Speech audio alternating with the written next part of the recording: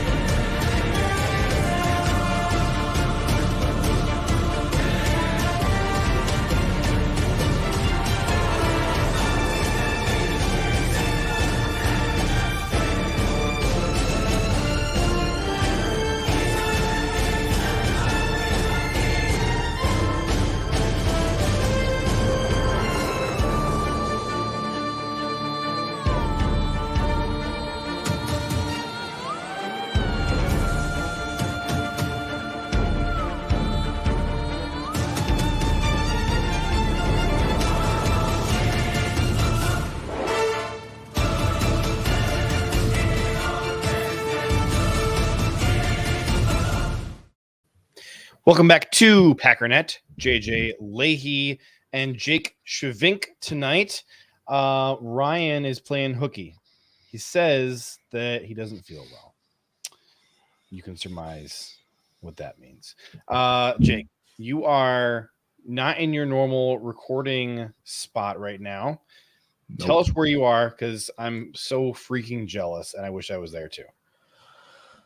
Well, I think you're jealous of where I'm during the day. Maybe not so right now at night, perhaps. It's the hotbed of culture. Yeah, well, you know, it's a hotbed, that's for sure. We're at where the draft starts in Mobile, down here for Senior Bowl week. Had a lovely first day of practice, got sunburnt in the 60-degree weather. It's going to be a tradition now, apparently, that too, because it happened last year. But yeah, it's exciting to be down here and probably watch at least one or two future Packers be played down here and practicing. So excited. Super cool. I know you're going to give us a ton of Senior Bowl insider info, talk about all the future Packers that you are seeing there. We do have 2 whole people in the chat already. Of course, we got our guy Tyler Dershel, always hanging out.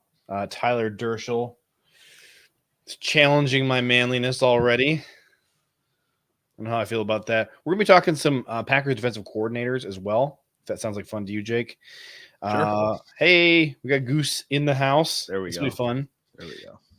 Now, there may be some technical user error problems throughout tonight's stream, because normally Ryan is the guy driving this, and I've never used this platform before that we're live streaming from. So I'm learning on the job, flying by the seat of my pants. Wait till you have to share a screen. Is that really hard on here? No, it takes a few seconds if you're not used to it, because there's like different options when you present. So that's always fun the first time doing that. My hope is maybe we won't get there. Maybe we won't get there. So my hope is that at some point we, probably with the help of our audience, especially this very attractive audience member right here, who happens to have the same last name as me, we'll come up with an excuse to whip out Photoshop later, because I had a blast making that the cowbell cheese grater, whatever we decided to call it. What a stream that was.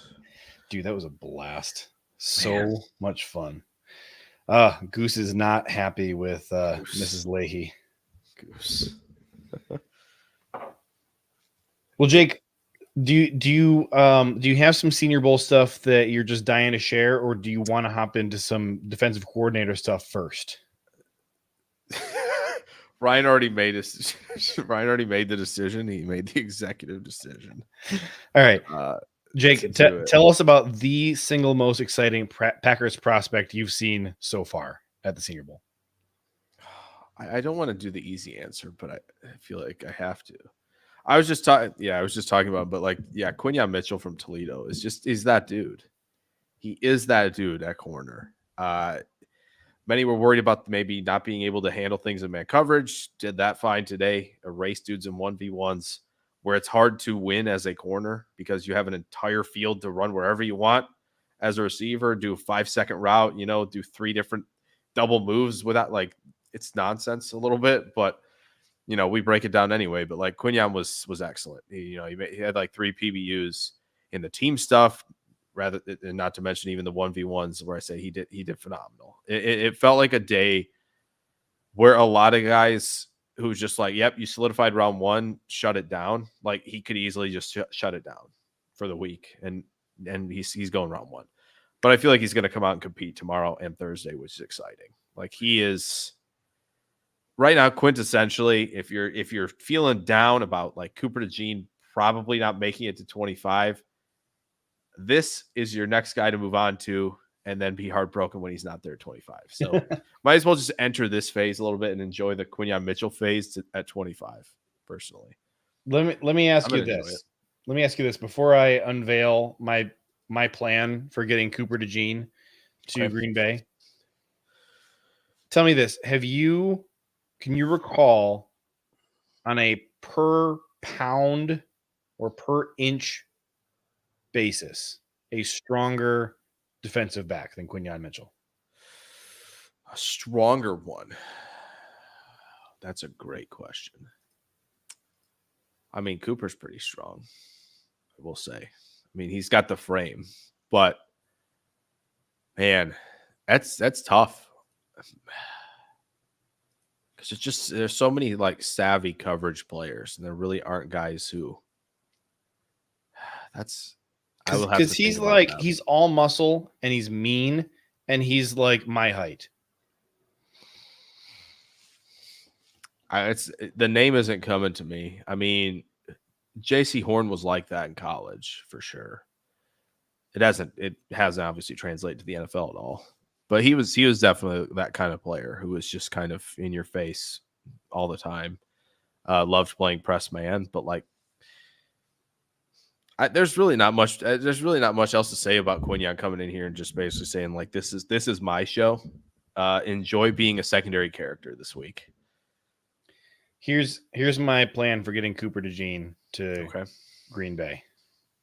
We're gonna spread this photo. And just say it's him. We're gonna put a Toledo jersey on there. Okay. And maybe a little. Okay. Maybe he can have a bling that's like a Q. There you go. He needs to have like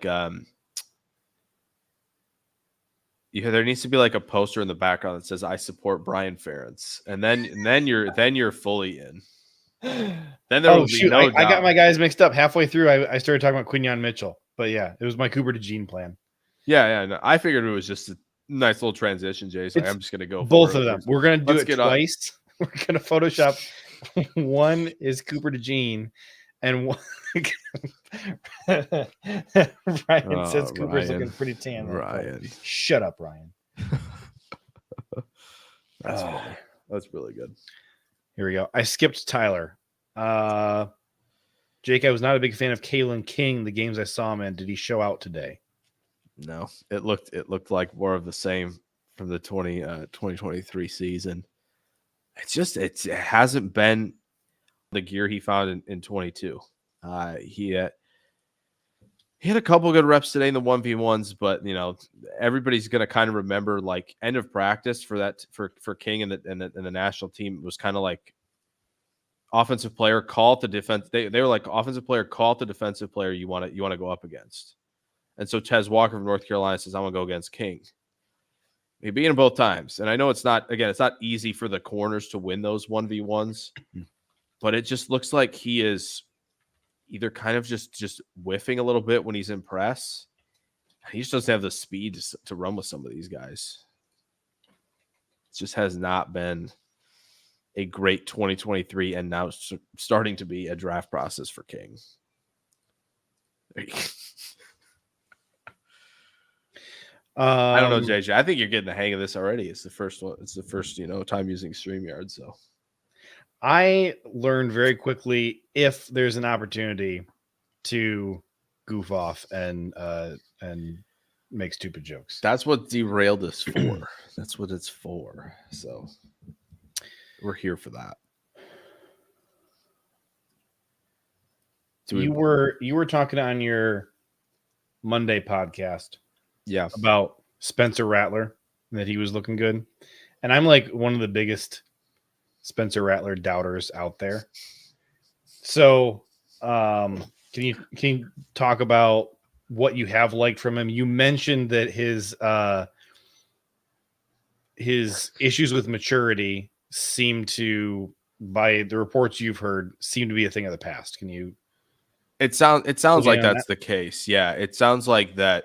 At least what Nagy was hearing is just tuning into him and him saying like teams have been impressed with like how mature he's gotten. Because I will say I've heard things about stuff in high school, nothing like horrendously bad, but it's just like kind of things that you just don't. It's just it's weird stuff that is just like very not like a team focused player at all. And it felt kind of, I don't know. I don't know how well he handled himself at Oklahoma when Caleb took over. Right. But it sounds like, yeah. And Ryan has a comment. I mean, like that kind of seemed like it kind of seemed like there were times where he was just never in the wrong. But if he's made strides, that's really good. And I'm glad he's got a lot of talent, the arm talent, especially. There are some, throws down the field that, get you really excited. Some of the arm talent and I mean, some of the poise that he can handle a little bit in against pressure though. I do think he needs to work on like leverage throws and processing skills against zone coverage a lot more. But I'll tell you, if you show man coverage against him, he knows exactly where he's going to go, and he's putting it on the money. So there's obviously tools there, right? We were talking about him, back in 2021 for the 2022 draft. Right? Like it was him and Howell that were like, oh yeah, these are the guys that are going to kind of lead the way. It didn't work out that way. But it seems like from how Nagy talked, he's probably going day 2. Wow. So that's just, and it might be in the 3rd round, right? But that's just kind of what it sounds like. I mean, he's got the arm talent. I think,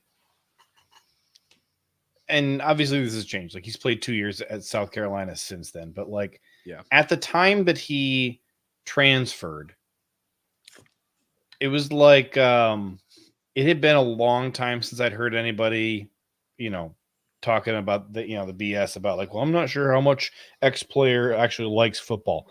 But like with Spencer, you were like,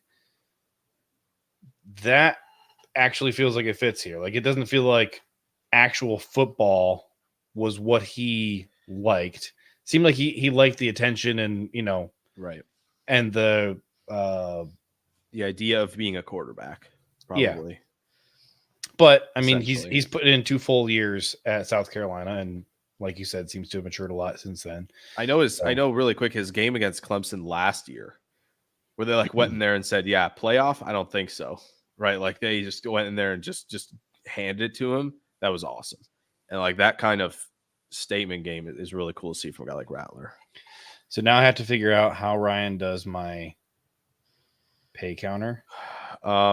Here's money. I've already asked questions. LLPS. How do I edit this though? We'll figure it out. Ryan, how do I edit this? Here it is. JJ pay what Ryan should do is Ryan should come in the studio, hang out backstage, and just run the 1s and 2s of this. That could be the move. That's way more work than Ryan is going to be willing to put in. Here we go. What do you think about that? There we go. I like it. First of all, Tyler, thank you. Oh, yeah. Shoot. I did this wrong. Look, do you see my mistake? Yeah, I do see it. It's fine. It should be 249.5. Yes, because that's real. There we go. Find that half penny somewhere. There. Okay. What are we doing? Tyler says he wants Fuaga at guard somehow. Okay. Good luck. The Jets at 10 is where it starts with Fuaga. It's just how it is, unfortunately. Isn't it? It's like a whole football season later. I'm still like sadly chuckling at the fact that the Jets season basically went exactly how we all said it would when we saw that offensive line they were planning on putting out there. And like, I think that in the back of our heads, we were like, no, like they'll find a way to make it work somehow, but there's no way it should work. And then, yeah. Yeah, I don't. It was like, okay, the defense is good. We know that, right? And like, they have Breece Hall, they have Garrett Wilson. Like, there's some talent on the offense, but we know where the game is won. And like, it took 4 snaps. It's unreal. It's unreal. I do want to get to the above ones though as well. That I know Mike and my cousin are asking. Yeah, about I wanted to another ask guy who here. Adam Schyvinck was. Yeah, that's my cousin. Yep. Is he a draft expert too? Like, should we have him on the live stream? I mean, you could have him if you want to. I'm sure. Adam, tell me in the comments if you're an expert, and if you are, then I'll think about inviting you on here. I wouldn't call myself an expert either. I just have Wi-Fi. So, well, you're a professional, because a professional is just someone who gets paid to do what they do, and you get pennies for podcasting. So you're a professional. Professional podcaster, then perhaps you're a professional draft podcaster. Okay, I guess I can. So, professional draft podcaster, okay. Tell me your thoughts on replacing JRJ with JPJ. Well, that's the other thing, right? Is not just seeing Josh Myers, because Powers Johnson got reps at right guard today too. Looked really clean. Like the ability to recover with footwork, catching up to his hands, like it's unreal to think about. Like, he is just doing this for 1 year. He has come out and just played elite ball, and it's continuing for this week of the Senior Bowl. Like, powerful, right? The Packers are going to love that the pass protects extremely well, resets the hands, can handle himself in zone blocking. Like, he's going to be able to do kind of a bit of everything. It's just a question of like, are they willing to go after a guy who's 334, which is traditionally not what they do. Right, like even with like Sean Ryan was at like 320, and it was like kind of a stretch because they've often just stayed with guys in the teens, even an interior. Like Myers was like 310, no? Well, just FYI, Google says he's 320. If you just Google it, like that's their little thing they put there. So Powers Johnson? Yeah. No, he weighed in. Senior Bowl measurements were Monday. 334. You're not helping 334 with my propaganda. I'm trying to. I'm not. That's not what I'm not a propaganda guy. I'm trying to convince Gutekunst that he's 320. We just need to convince Gutekunst that he's a good player and the size is fine. It's not a big deal. That's what we need to be doing. We just gotta be like, dude, Goody, listen, it's fine. I mean, think about building a wall of Lambo when you want 310 guys instead of 330 guys on the interior. He definitely has but bent the rules on like every rule that we consider a rule, like except for this one. So yeah, come on, Brian. I mean, you drafted Amari Rodgers, and he was below the imaginary meridian line of height. Yep. Devontae Wyatt was too old. Quay Walker was a linebacker. Yep. What are the other rules that he's broken? Oh, Jaden Reed, right? The 187. Yeah, little skinny little, and that one actually panned out. I mean, Wyatt's not done. Wyatt's good pass rusher. Wyatt's good pass rusher. Yeah, but a lot of it's gone. We've gone from like it. It varies. Results may vary outside of the thresholds.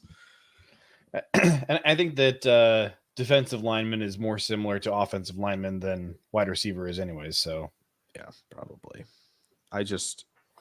I would love him to play center or right guard. I just want that guy in the room. I don't know if you saw the clip going around earlier this week, but it was like Powers Johnson blocking out in space for a guy, and he kind of does the track thing that Julio used to do and Tyreek did when they cross the end zone, right, where they kind of lean over, and he kind of leaned over the goal line after when his teammate was scoring too. It was really cool.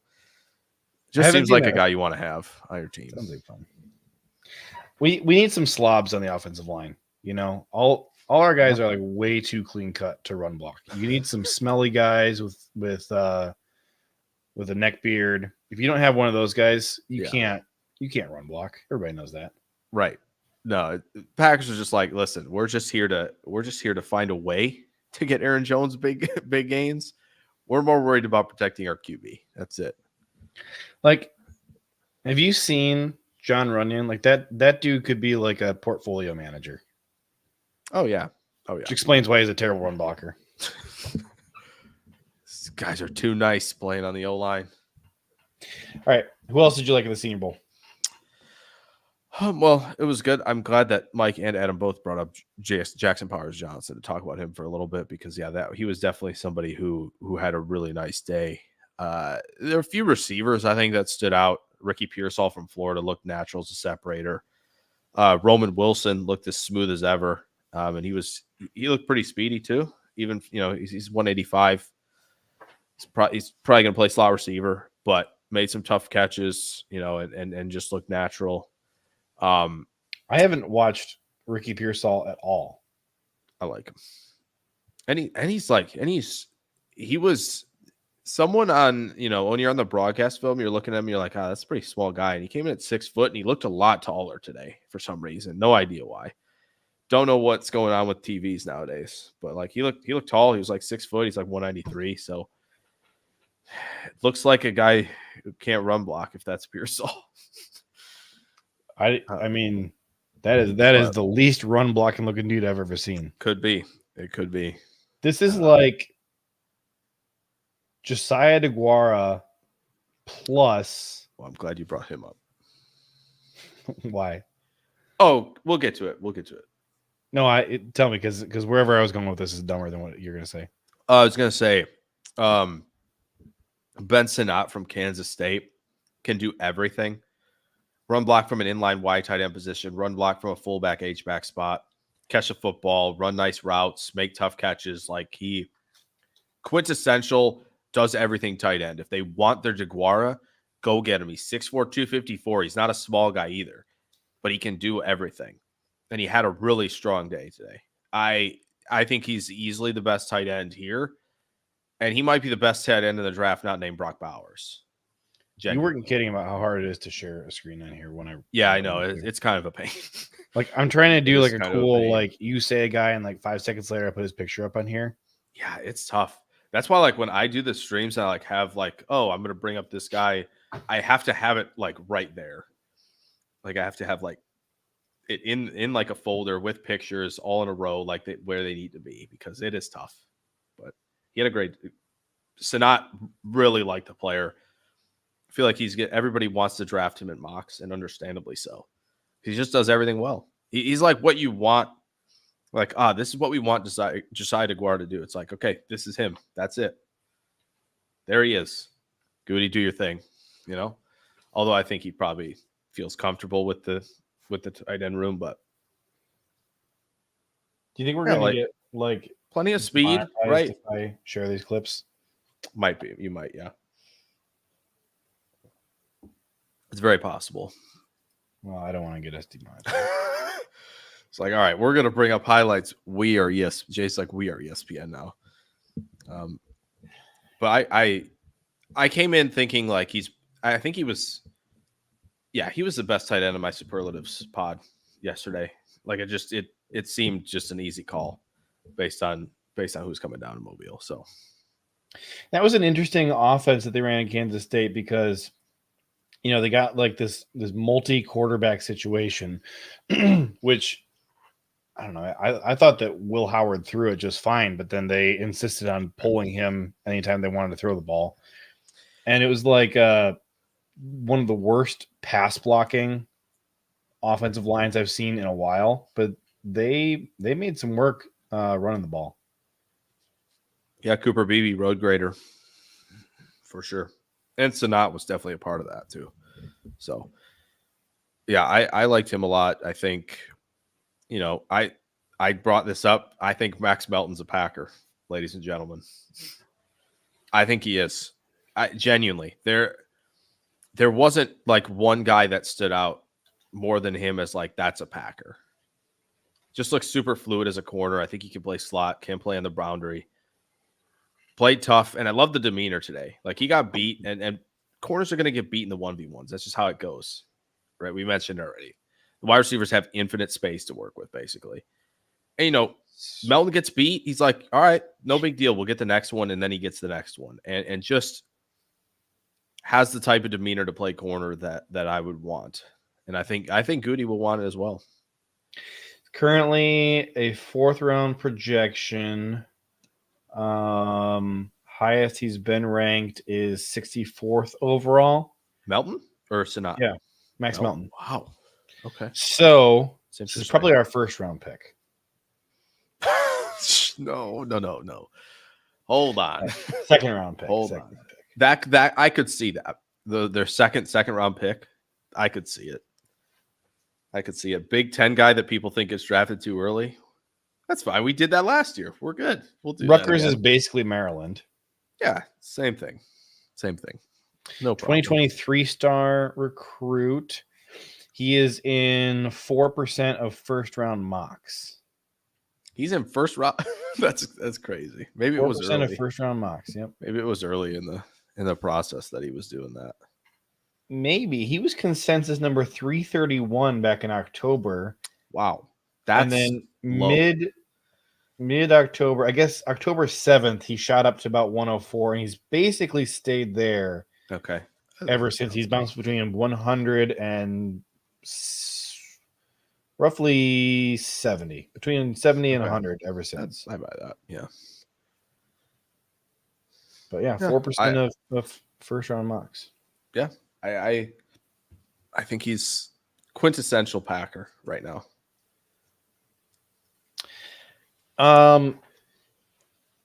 You know what else is quintessential Packer?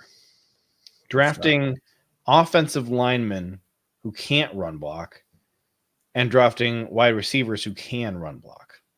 Yes. Absolutely. I mean, this is an interesting strategy here that you're gonna flip. It's almost like how when Kansas State wanted to throw the ball, they pulled their quarterback with the gut arm out. When the Packers want to run block, they swap out their offensive linemen for wide receivers. Nobody sees it coming. That might be the area where you need to just all tight ends. Put Kraft out there, draft Sinat, right? Bring back Tyler Davis. I believe he's a free agent. I think. Put Ben Sims out there. Is he a restricted free agent? Maybe.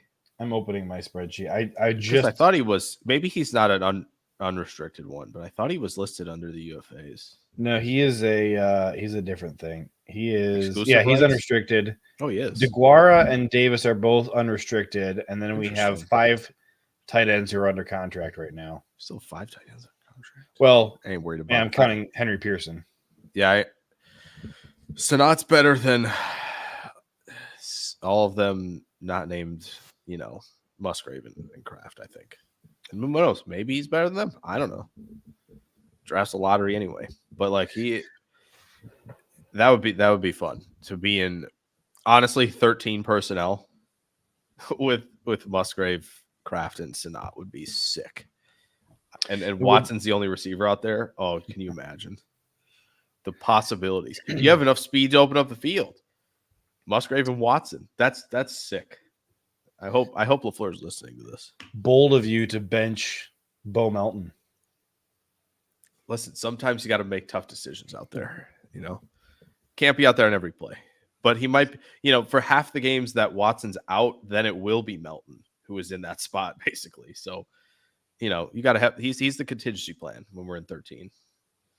So we've got Musgrave, Kraft, Ben Sims, Henry Pearson, and Joel Wilson under contract. I would be surprised if they don't try and bring back Tyler Davis. Probably. Do you think that they make Josiah DeGuara an offer? I think they'd rather have him in the building than not have him in the building. I guess. I just like living in my dream world instead of talking about bringing guys back that Sinat is better than. But it is what it is. I'm not saying don't draft Sinat. I think we're spending a lot of time on Ben Sinat, which is funny. The Packers probably don't even need tight end and probably will not draft any. But yeah, I agree. I think that they might throw DeGuara might be one of those guys that they like, just like Patrick Taylor. Same with Tyler Davis, right? Both of them might fall under that umbrella where like, yeah, we like him. So but like Tyler you know? Davis was such a pivotal special teamer. That's true. Like I think that he gets a roster spot for that reason alone. And Want to look at some not played special team snaps now. They really like Ben Sims. Yeah, I think he's done like fine. I feel like he's, that's about all I have to say on Ben Sims. Okay, that's it. That's good. I think he's fine for being an undrafted guy. Like, I think he's done fine. But, I think that LaFleur like really loves him. And I think I just like am fine with him. LaFleur has the unhealthy obsession with RB3 and tight end 4 and 5 in the building. It is what it is. It's fine. Dude, I hate how much he loves our RB3. I know. Me too. But maybe he won't be the RB3 for long. You know what I'm saying? Like, might be the RB2. You think Patrick Taylor's the RB2 this year? No, I was kidding.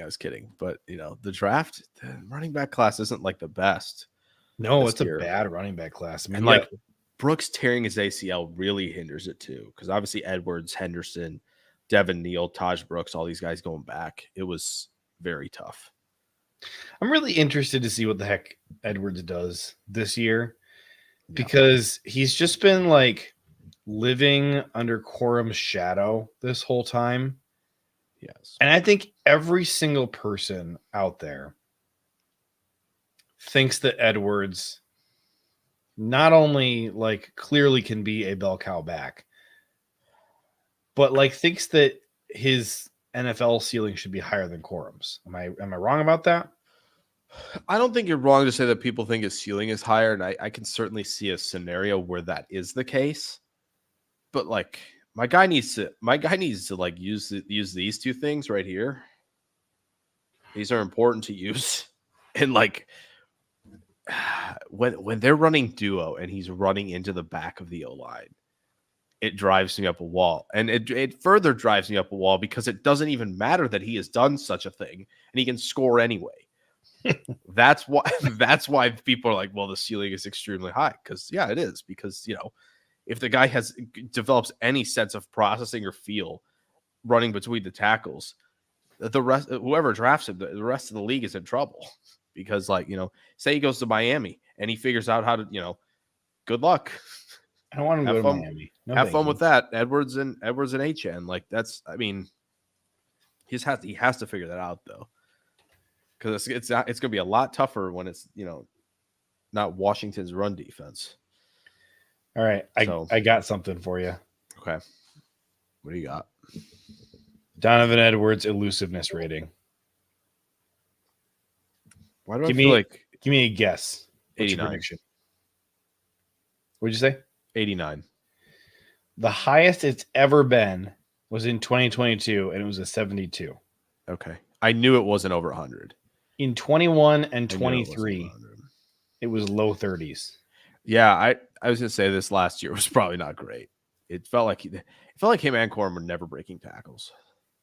It's just a weird year until Corum, had that Penn State game. But again, Corum is very Edwards-Helaire like, where he needs to go to a scheme that runs more duo than anything else. Let him press the line. Let him get outside.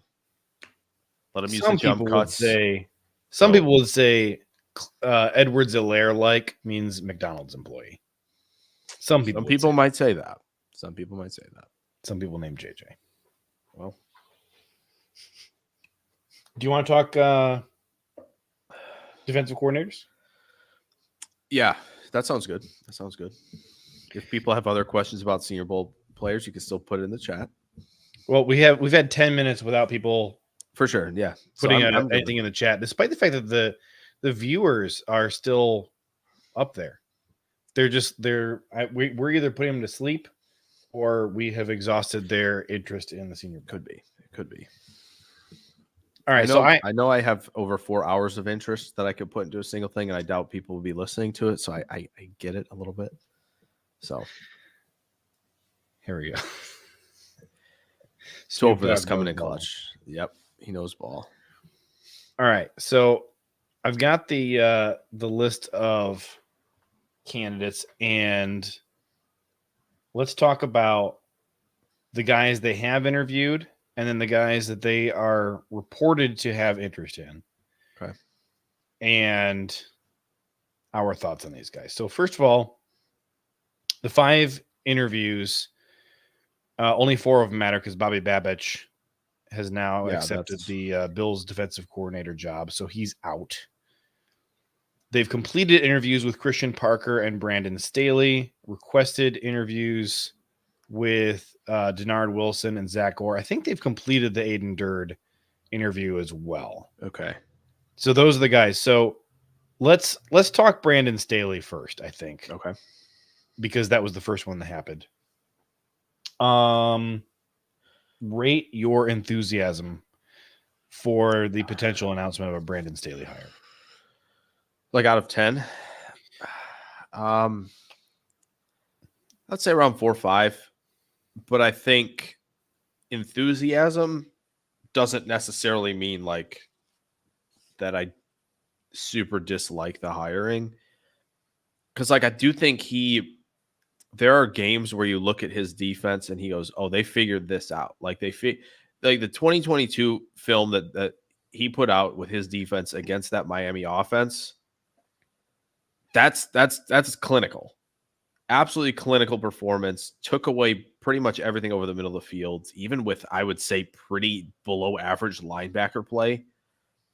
And I don't think the personnel's been overly exciting in LA since he got there either. I know the Mac thing was exciting. He had a good year, and kudos to that for Max for doing that, because but he's lost. But Bosa's been hurt a ton, right? They have Kenneth Murray playing linebacker, who he can't. If he picked the right gap, I'd be shocked. That's what it feels like most of the time.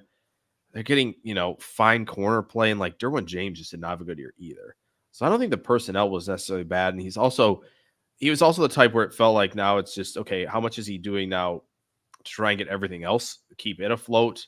And he's kind of, disregarding the defense a little bit because he's running what he wants to run. And I think coaching was too overwhelming for him, and also being bullied by people for going for it on 4th down a bunch, and not sticking to his guns. That was the biggest thing. He caved to the media pressure. That don't do that. If I know we're not talking about this, but I'm just kind of like begging Dan, and I know it's a rival, I get it. I'm begging Dan Campbell not to cave to the media on this either. Just someone stay strong in this, going for it on 4th. But like, I don't know. Staley to me is like someone who's probably going to be a solid defensive coordinator who just probably will not get, or maybe even want, another head coaching gig. Like, I think he'd be fine. The personnel is going to be similar, so we already know what we're looking for. Draft wise, it's going to be pretty similar stuff. You're going to want what you're going to want at safety and corner, so that's kind of nice. But I know people are going to have a sour taste because of how things went in LA. But like, I think if he's got the bit and he's focused and where he needs to be, and like, I think Green Bay is going to have better personnel than the Chargers did personally, and so I think that's maybe a plus. So I wouldn't be like overly enthused, but I wouldn't like be abhorrent over that hiring. You know how like Mike McDaniel's reputation is like interesting / eccentric genius. Like that's his reputation. Yeah. That was Brandon Staley's reputation up until that elimination game at the end of his first year as a head coach. And like overnight, his reputation went from like exactly what Mike McDaniel's reputation is to freaking idiot. Like that's overnight. People changed their opinion of who Brandon Staley was based on that one game. I always thought that was interesting because I loved listening, and still do enjoy listening to Brandon Staley talk football. I think he's a very intelligent guy who can think at a very high level schematically. But to your point, I think some of the head coaching responsibilities were kind of just too much for him to manage all of it. And it's a similar thing to like when people hype up certain position coaches for coordinator jobs, It's true. and it makes me nervous. And like Al Harris is a great example of this, of like, hey, what Al Harris has done so far makes you very excited about him as a coach. And that's great. And yes, he's succeeded at what he's been asked to do so far. But like the jump from coaching defensive backs to everything that entails being a defensive coordinator, it's such a big gap. And I just haven't seen anything that tells me, hey, Al Harris does know how to do all these things at once. Coordinating practices, coordinate a whole bunch of different position groups all together, scouting upcoming opponents, game planning, play calling, situational play calling, managing the personalities of all the assistant coaches underneath you. Like there's so much that goes into being a defensive coordinator, and it's such a big gap between going from just coaching a position group to coaching, coordinating a whole defense, especially like and I guess this part doesn't apply so quite so much to the Brandon Staley thing, but sticking with the Packers thing, like when you're coaching for an offensive head coach, it's being the defensive coordinator is more like being the head coach of the defense. Like Matt LaFleur is the head coach of the offense, and he wants a head coach of the defense, which, by the way, like we'll get to Christian Parker, but Christian Parker is one of those guys where I'm looking at it sideways and going, this is a little bit strange to me that Matt LaFleur is so interested in bringing in like a really young guy who's never done this before, because we know that he wants to be able to focus so much on the offense. That's a good point. And like he just had to hold Joe Barry's hand for the last 3 or 4 games of the season, at the end of this year. Did he enjoy that? Like I feel like you wouldn't enjoy having to go in and run the defensive coordinators meetings for you and be involved in the defensive game planning. Like maybe that really is actually fun for Matt LaFleur. I would be a little bit surprised. So again, I'm surprised that he's interested in so many of these young defensive coaches who have never, done anything close to coordinating a whole defense before. So that's why some of the guys, Brandon Staley makes sense because he has the experience. Some of these guys like Anthony Weaver, who's an assistant head coach and like very much, in charge of a lot of stuff on that side of the ball, with assisting the defensive coordinator. Like clearly you should be able to assess whether Anthony Weaver has what it takes to run his own defense. Yeah. And then a guy like, Aiden Dirt or somebody, I just don't know what you're basing that assumption off of. Well, I think maybe it's one. I think LaFleur probably enjoyed the results, at least for 3 games and then 58 minutes of another. Right? I think he enjoyed that, those results. So maybe that was part of the like, okay, if I have my hands on with this, we're going to get better results. So I'm going to at least enjoy that part of it. But yeah, I think you make a great point. Like some people are just going to some coaches are just going to be really, really, really good, position coaches. And that's good. And we need, and the NFL needs those. And some guys are going to just be really, really good defensive coordinators in the same vein. So if that's what Staley is, cool. Like that's totally fine. Like if Staley can convince me that like, listen, I know the results aren't super good in LA, but I think but my plan for this defense, with the personnel you have, I think is going to be one that can be successful. Excellent. Because I think and like you say, he's got a lot of the experience of, okay, well, as a head coach, he knows all that goes into that. As a DC with the Rams, I know it was for 1 season, but he knows what goes into that. So, and maybe him and LaFleur are on the same page with a lot of things, right? And they've had to defend a lot of the same schemes that, LaFleur has done, and Staley's seen a lot of it, and LaFleur's seen a lot of what Staley's been throwing out, defensively. So they're kind of, in a point where maybe they're on the same page better than Barry and LaFleur were with how things need to be run and how to be successful. So that's really good. But I think you do make a great point of like as well with like Weaver and all these guys who have all this, like have done the delegation things and know like, okay, I got to tell this to my D-line. I got to tell this to my linebackers. I got to tell this to the secondary this week of like, okay, here's what I'm seeing right now with team X. And like, okay, corners, this is what you have to look out for, and being able to delegate all that. I think you're right where it's like some of these positional coaches they're interviewing, I'm not sure if that's the big step. And I think Al Harris was a big one for me as well, where I'm like looking at him like, I would like to see him have a little more of a hand in the entire defense. Yeah. Even as just a pass game coordinator, at least, like that would help a lot and give me a lot of confidence in seeing like, okay, he's the passing game coordinator. Things are looking good in Dallas when he's doing that. That gives me a lot more enthusiasm for him to be a DC. I just think it's a little too early and for like that. So I'd rather have somebody who's already done passing game coordinator stuff, or as we're talking about with Staley, has already done the defensive coordinator thing and even the head coach thing. So he understands, what the defensive coordinator is going to be asked every week. So I'm very curious what an interview with Aiden Durd would look like when you're asking him about scouting and game planning and being a boss of all these other coaches and everything. And like the thought process behind like even bringing him in for an interview is a little hard for me to wrap my mind around that. But I'm very curious what that interview looks like, what you actually talk about and what kind of answers he's able to give me. I'm sure he's not an idiot. I'm sure that he has been around, some really smart coaches. He's been working on Dan Quinn. Everybody thinks Dan Quinn's a fantastic defensive coordinator. There's a lot that he can absorb by observing Dan Quinn. Yeah, that's big. Yeah. If he's like constant, if he has like proven in the interview that he's constantly picking the brain of like Dan Quinn every week and like, okay, so, the defensive line, like, okay, I know what we're doing. Like, how does that affect what's going on behind us? Right. That would be really nice to know. And maybe that's what he's brought up a lot in the interview. It's very possible. But like, we don't know. We don't know.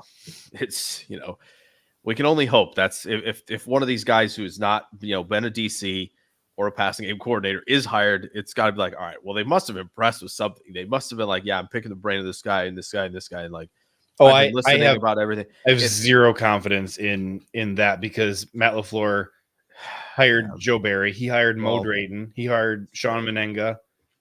Like I have zero faith in, LaFleur likes him, so he must have had an impressive interview. Like, miss me with that. Okay, fair enough.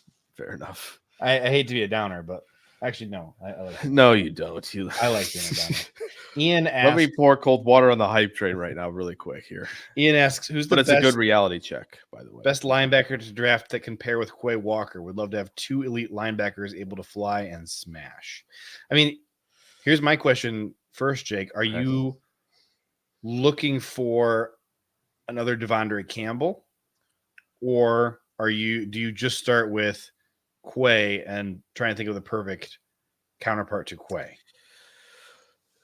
Yeah. Would you rather have like Quay being, doing more Campbell stuff rather than, a lot of the downhill gap responsibility stuff? Because if so, I think, you go get yourself a Junior Colson from Michigan.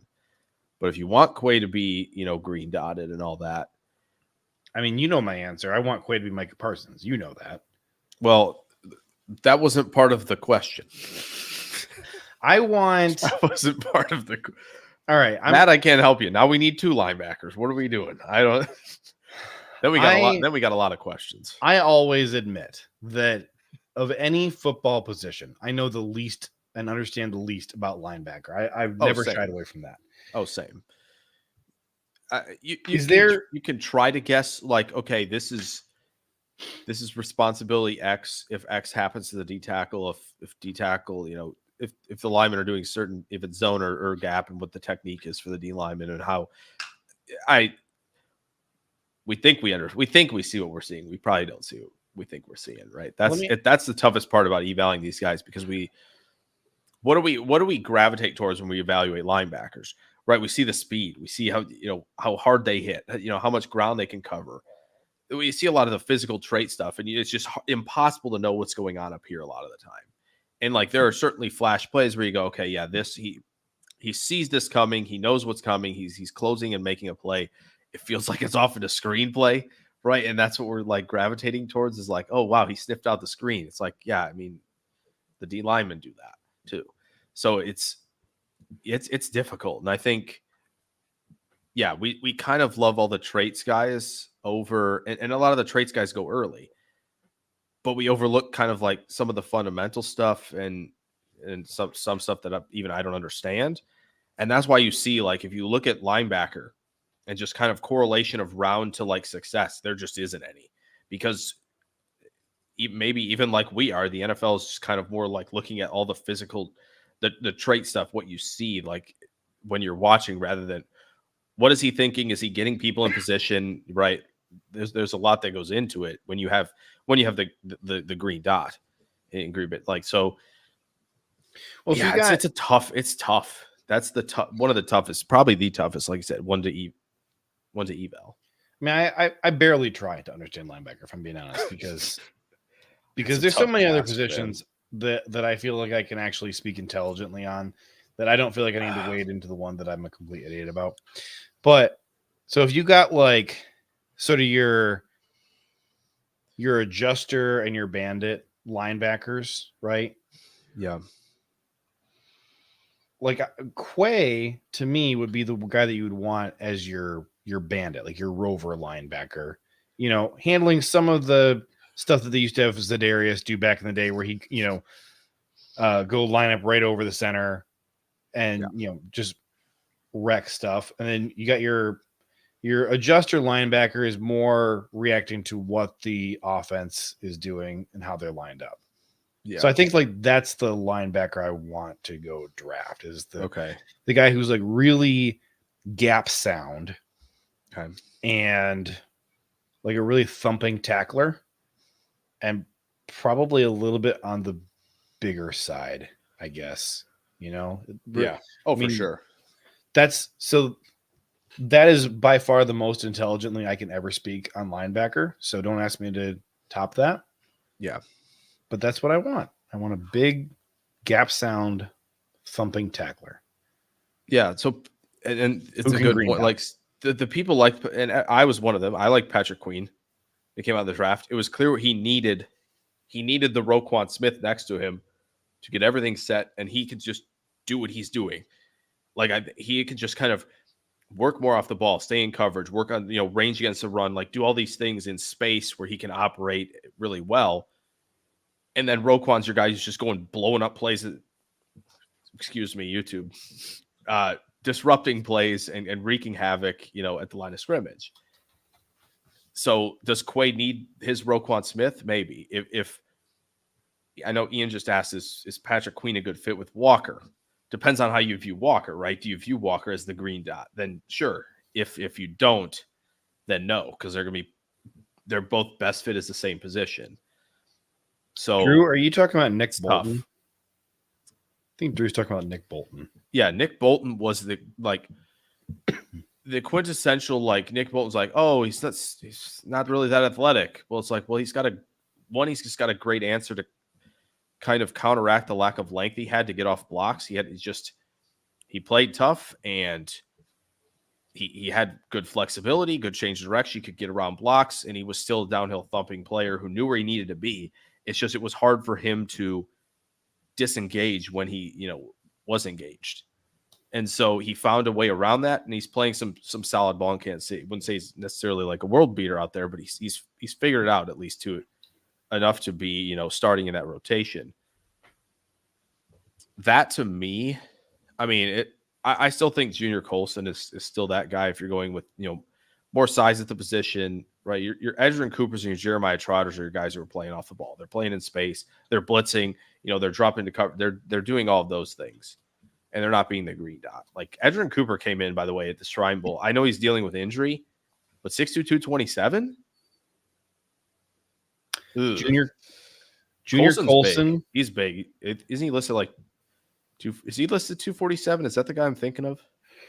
I don't know. Actually, I was looking at him on NFL mock draft database. Oh, he's okay. 247, 6'3", big guy. Yeah, maybe.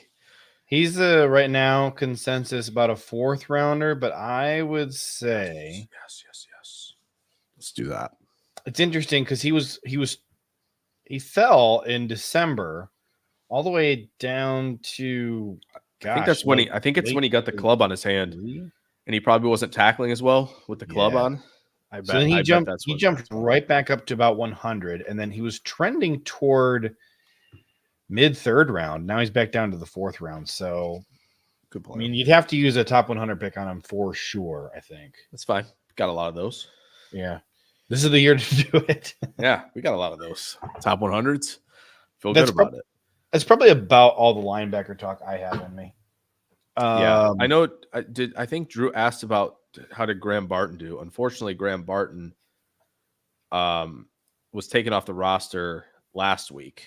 He is not down here in Mobile, which stinks. There were a lot of guys who dropped out, who were unfortunately mentioned on the Monday pod. But that's how it goes. There's always guys on Monday that they're not here. By the way. And so like Fautanu from Washington, Byron Murphy, Sainer still, Cooper Beebe. So there were a lot of dropouts that made it tough. But like Barton was one of those who kind of just subtle as they were kind of adding guys and revealing the rosters and all that. He was kind of dropped off. Yeah. And Drew, I was upset too, because I wanted to see him play all 5 spots. Honestly, I thought it was going to be a fun time to see that. It stinks. It stinks when some of these guys drop out. So here's our next guy to talk about, because even though he is now the Bills defensive coordinator, Ross Uglum, that's so funny, still thinks that this might be a thing. I thought he was joking when he said that this almost certainly takes him out of the running in Green Bay. Oh, he elaborated. I thought he was. No, he's not joking at all. He said the only thing is if McDermott isn't letting him call plays. I thought I 100% was laughing. I was going to laugh. I was too until I saw really good. I was like, Ross, I like that. That was cheeky. I like that, but I guess not. Okay. Yeah, that was my exact reaction. I assumed he was joking. But that's unfortunate. I liked Babish. I think I put him at like maybe 5 or 6 on your thing. I thought I had him. Wait, did you say on my thing? Yeah, on the Google like poll. Oh, right. I think I put him for like 5 or 6. I want to say. I need to revisit that because it's been a few days since I updated people on like what the official ratings were from the fans. Oh yeah. I was not a big Bobby Babich guy, but yeah, I think I landed in the middle. I want to say. You want to talk Christian Parker? Sure. So Andrew Mertig, Ian, we're ignoring your comment. I think I don't know. I was gonna say, will Reichard look good for Bama today kicking? Made like a 56-yarder look pretty easy. That's all I got at this point. Trying to evaluate college kickers, in my opinion, is a complete waste of time. Punters are super fun, I will say. That's a fun. Yeah, fun, but not like it doesn't do much. You can see a lot of Tory Taylor from Iowa if you want to. They had more punting yards than yards on offense, so you can see a lot of reps from him if you go back and watch games. I feel like when you're watching a kicker in college, the biggest thing is just like, does he have the leg to go the distance? And if he does, then flip a coin, roll a dice, and see whether he's going to actually pan out in the NFL. But Andrew Mertig and our own friend of the show, Brian Maffey, both heard tell that Christian Parker was offered the Packers defensive coordinator job. Since then, the Packers have interviewed a couple more guys, so we'll see. What are your thoughts on Christian Parker? So everybody knows who he is. He's spent a little bit of time as an analyst here in Green Bay and then has coached defensive backs in Denver for the last 3 years. And the interesting part of that to me is he's done so under 3 different defensive coordinators. His first year was under Vic Fangio. Second year was under Ejiro Evero. Third year was under Vance Joseph. So that is interesting to me. Yeah. Now, Vance Joseph is, Ejiro Evero kind of ran the same defense that Vic Fangio did. And then Vance Joseph this year, over the course of the season, was migrating away from that Fangio style into the Vance Joseph style. And I don't know a lot about the Vance Joseph style, but I know that he was doing that. Yeah. What do you think about Christian Parker and his really rapid rise? I think it's interesting. It's always worth checking out like who these like quick risers are, because you know, a lot of people, you know, they're thinking like, yeah, you might have, you know, the next McVay, even though McVay wasn't really a quick rise. He just started a lot younger and really got into it. You know, it was 31 when he was hired as a head coach, but these young guys with a lot of drive, it's always worth looking into. Oh man, JJ changed my name again. Okay. That was like an hour ago, dude. I haven't seen it up there. You know, we were pulling up comments and whatnot. But I do like that he has at least hopefully drawn from Fangio himself, which is nice. Always love having the OG, you know, and being in his ear at least a little bit. I have the connections to Evero. We like that. We like that for sure. How he knows Evero? Sure. Yes. Bring him in. I like that part about it. But like, is the fact that he was in Green Bay at one point kind of maybe starting to elevate this a little bit for fans of like, ooh, Green Bay. Cause like, I'm just saying, I know Andy Herman did like the poll version of this, JJ, when you kind of did that. I think you did a better version personally, because I knew what the poll was going to, we all knew what was going to happen there. Yeah. It was going to be Leonard versus Harris for sure. Come on. Which the funny thing is, the last time I checked, we had over 100 responses in the one that I put out. Yeah. And Harris and Leonard were both outside of the top 10. I think it was easily a better version of doing this, but it just seems like, is that connection to the Packers starting to kind of elevate him in the minds of everybody, and like, okay, yes, he's the dude. Because I think he is in the same vein of, you know, of Dird, where it's like, you better have like a pretty good plan and a good idea of like, okay, this is what I've going to take from Fangio and take from Evero a little bit as well. And then like, oh, Vance Joseph did like things I like in this regard. Like, can we be multiple a little bit? Cool. His to get the report. Listen, I'm not going to disparage them for doing the reports, because those, especially Brian, who doesn't like do that. You know, he's not like the aggregator people who like just kind of throw stuff out and like wait for it to stick. Brian is not that guy. So, you know, maybe they were setting up to offer him, and who knows, but like for him to be in that type of consideration, to me, either it's okay, you know, he's got some familiarity with Evero and Fangio, and it's like, okay, Matt's like, yes, Joe Barry has run a lot of this, and maybe he'll kind of stick to kind of the stuff that, you know, we kind of did end of season and into the postseason, and he believes that Parker can do that and be kind of this hiring cycle's Evero, perhaps. Which, if he can be, that's excellent. It's a good hire.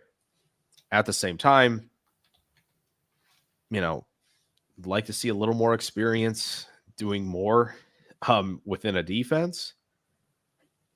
But with the kind of young ascending coach thing that he's kind of gotten the reputation of being, it's intriguing. I think he was another guy, probably put it like 4 or 5 on your thing. But so I went, I did pull up the newest ratings here.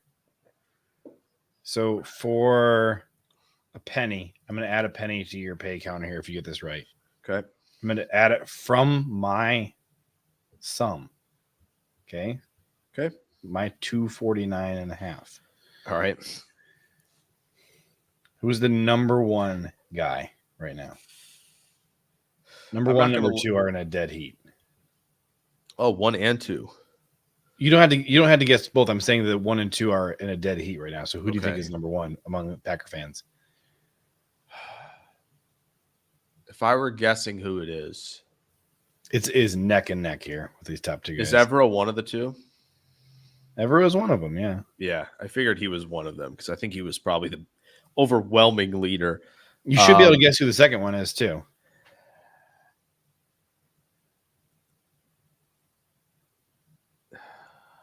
Is it? I have to go through it. Is it Hewitt? Hewitt's number 3. Darn it! It's the more obvious guy than Hewitt. Is it really? It's not Minter, is it? Is it really Minter? No, Minter's at 4. I was going to say, I thought Minter was behind Hewitt. I was going to say, I thought he was substantially lower when you put out the first. We have in the top 5 guys, we have 3 Ravens. Oh, so is it Weaver? Weaver is the other guy who's in the top 2. So who's at number 1? Is it Evero or Weaver? At the start, I feel like at the start, when you were just into the poll, I feel like it was Evero, but I feel like Weaver's might be edging him right now. And my penny is safe. It's still Evero. Okay. He's just ahead of Weaver. So the top 10 are Evero, Weaver, Hewitt, and then a bit of a drop off to Jesse Minter. Okay. Zach Orr is almost tied with Minter. Then you have Johnny Holland. Johnny Holland is at 6. Right. And I think I'm going to give Clayton some credit for this, for Johnny Holland being so high, because he's the guy I've seen who's like hyping up Johnny Holland everywhere. And I think that Holland would not be as on people's minds if it weren't for Clayton. So good job putting the word out there. I agree. I would not have thought of him at all. I had him on my list before I saw Clayton was talking about him, but then I saw like, Clayton had like some tweet that had like hundreds and hundreds of likes about Johnny Holland. So I think he's doing a lot of proselytizing for Johnny. Wink Martindale is after Johnny. Then, if you can believe it, I feel like I'm probably the only. I think I put Wink at like 0 or 1. I might be the lowest on him. I think of anybody. Wait a minute, I missed a super chat. Where's the super chat? Here we go. Boz. Just a replacement fund. You didn't even ask a question, Boz. If you have a question, you should drop it. I feel like I still have to split this with you, but he did just say JJ. I'm going to split it though. No. Let me see here. No, you're fine. It says JJ on there. So we got 15, 7. I think while he's doing this, right. Clayton said, "Thank you, sir, but me liking him means he won't be hired." That's like me and Goody drafting. Like if I don't like a guy, Goody drafts him every single time. Same. Thankfully for my sake, though, this year it doesn't work in the reverse. Gotcha. Like if I like a guy, that doesn't mean Goody won't draft him. He's in the last couple of years, he's drafted a lot of guys that I really liked, but he also drafts like whoever I like. It started in 2020 because I had been like so disappointed with how I felt after the 2019 draft. Like looking back, like I liked that draft, but at the time, like I was just so crushed because we didn't take who I wanted. So the next year in 2020, I told my wife the day of the draft, I said, I will be happy with literally anybody in the first round except for T. Higgins or Jordan Love. So we draft Jordan Love then spend the next 3.5 years listening to Packer fans say, "Oh, you should have taken T. Higgins instead." I'm like, of course it's these two guys.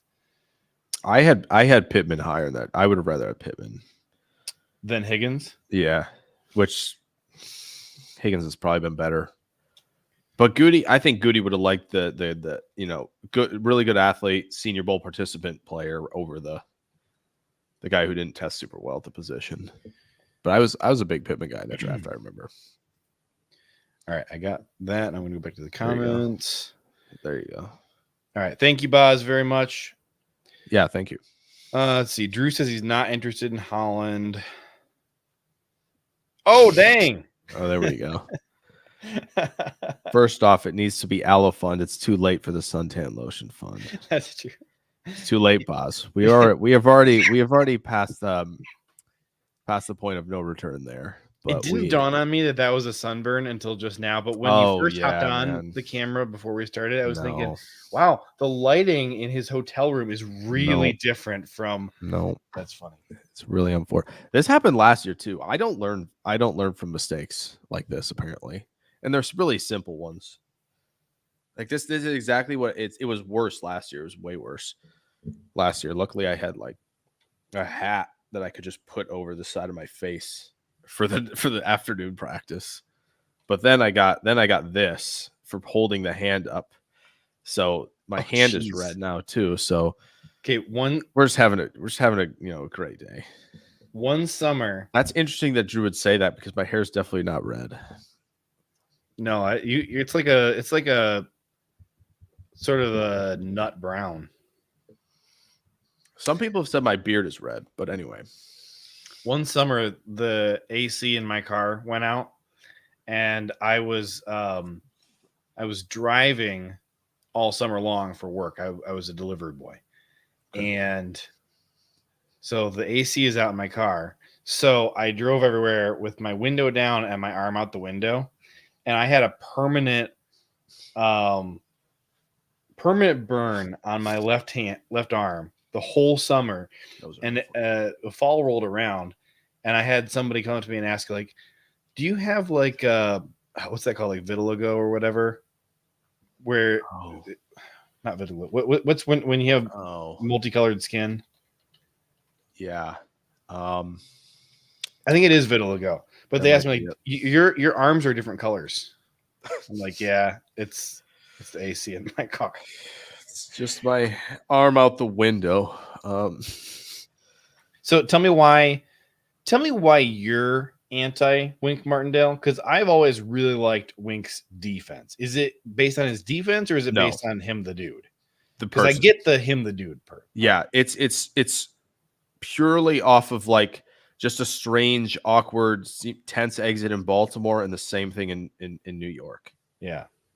I'm wondering if the guy is like, leave me alone, no consulting necessary, I'll run the defense. And to me, he just doesn't seem like somebody who wants to be collaborative in any effort at all. That's it. I have no problems with the defense. I think the defense is effective. It's clearly, it was clearly the only thing that was keeping the Giants in games. And like, it clearly succeeded in Baltimore for a while. So I have zero qualms with the defense. It seems like the personality I'm not sure it meshes with anybody. And I don't like that. I don't like that one bit. The next guy in our we need to be on the same path. We need to be, together, moving the right direction, rather than like guys are going off doing their own thing, every week. I can't have that. I feel like if it was gonna work somewhere, I think being in a place like Green Bay, where Matt LaFleur would really like to be as offensive focused as he can be, possible. Like, that's where it would work, is if Matt LaFleur was of the mindset, and I don't know that he is, but if he was of the mindset of, you're the head coach of the defense, you take care of that, just so I don't have to worry about that side of the ball. Yeah, that is possible. And yeah, that makes perfect sense. There's a lot of assumptions built in. And I think like I think if like Wink came in and like it was successful for 2 years, maybe that's enough. Green Bay gets a title and then he has to exit after 3 because of a disagreement. Maybe people are fine with that. I mean, that's kind of like the Jim Harbaugh model. Like, Jim is a great coach, and he wears out his welcome, I mean, real quick. The Niners got sick of him pretty darn quick. Yeah. And I know that Michigan really wanted to retain him. Yeah. By the time he did leave, but prior to that, those last 3 years, right, he had been wearing out his welcome. There's no doubt. It was kind of like, all right, what are we doing here? It's like the same thing every year, like type of thing. Yeah. No. Like how many years of being less than elite can we put up with for your personality? And with that's a great question to ask the Chargers. That's a great Chargers question. Holy smokes. Do you think it's going to work in LA with Jim? Is Greg Roman really the OC? Is that confirmed? I don't think so. I thought they hired somebody else. Oh boy. Let's see what Twitter says. If he is the OC, we're in serious trouble here. we are in serious trouble here. I We want don't. Jim Harbaugh. To me, you have a great processing quarterback with all the arm talent on planet Earth, and you're like, you know what? Let's limit it. No, you don't need to do what the Ravens did for Lamar, holding back that offense, and you don't have Kaepernick playing quarterback. You don't need to do this, the Greg Roman thing. So if he's on board, if Greg Roman's hired as OC, I'm out. I'm 100% out. I don't think that it's confirmed because there's still Washington accounts talking about Greg Roman. Okay, that's good. I want so badly for the Chargers to not be in this pit of despair that they consistently find themselves in. Please do better at OC. Please. I'm so torn because Justin Herbert has been one of my favorite quarterbacks since like his second year at Oregon. And I really want him to succeed. And I've always despised Jim Harbaugh, like since I first heard his name. So I'm so torn now on like what I want to happen in LA. That's fair. Here's the thing: if you're very anti-Chiefs, it's a good place to root. It's a good place to root against the Chiefs. I'm not either personally, but it's so difficult because I want, like you, I want Herbert to be the guy. Yeah, that's fair. I get why people have Chiefs fatigue, but I don't really have it. For me, it's kind of that the 2018 Super Bowl Patriots Rams. I had like I just had like a problem that year with Sean McVay and Jared Goff, and I couldn't stand them. They irritated me to no end, and I think part of it was that I was ticked that we had lost to them when I felt like we deserved to win that game. That was the J.K. Scott game. Many people call it the Montgomery game? Well, many people call it the Montgomery game. I call it the J.K. Scott game because the only reason we should be positive. We're calling it the Jair game from now on. We're staying positive. But we lost that game. That's the thing. But we're going to stay positive. We're going to say it was a Jair game. But with that Super Bowl, my whole thing was like, dude, Brady already has 5 rings. Like, what do I care if he gets a 6th? I don't freaking care. But like, I don't want McVay and Goff to get one. It was mostly I just didn't respect Goff, and I didn't think that he deserved to be there. That's just how I felt that year. Did you leak that Patriots comment Super Bowl week, JJ? Was that you? You said that, didn't you? I plead the 5th and some others as well. It was interesting because my dad and I were looking at this. The over-under in that game was like 53.5. Oh yeah, and disgusting over/under for that. Wasn't the actual over? Wasn't 16. The actual point total like 20? 16. It was 16. 13-3. Disgusting. Oh, jeez. It's a tough one. Tough one for the Vegas folks to swallow there.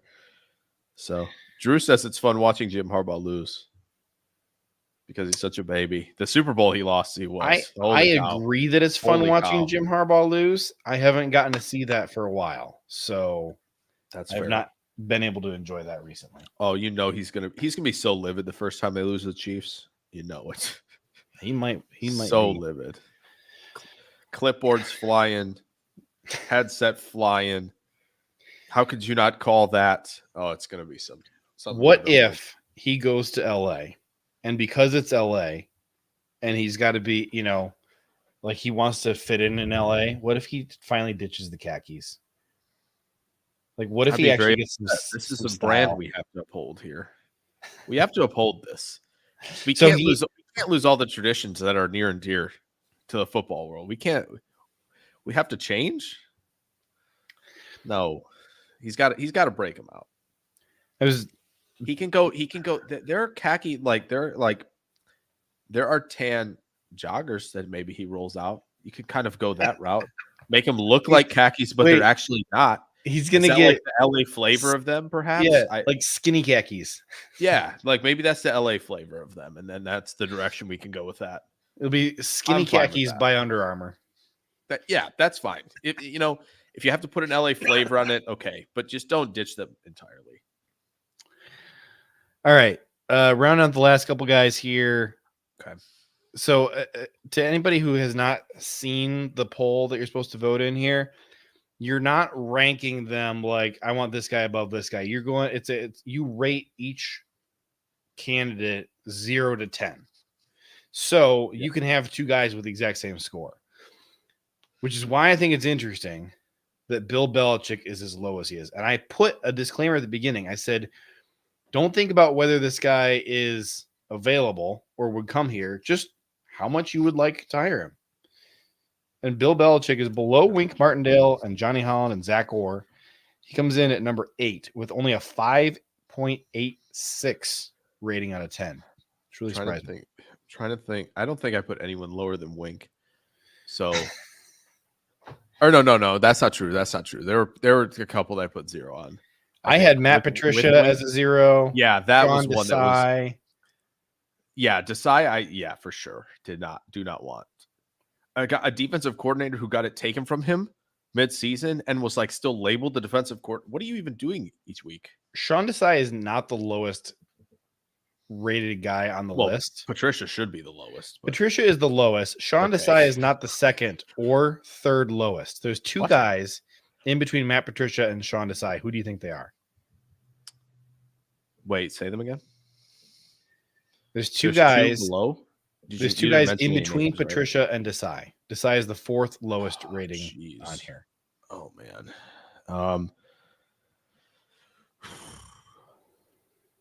Trying to think who is all on this list now.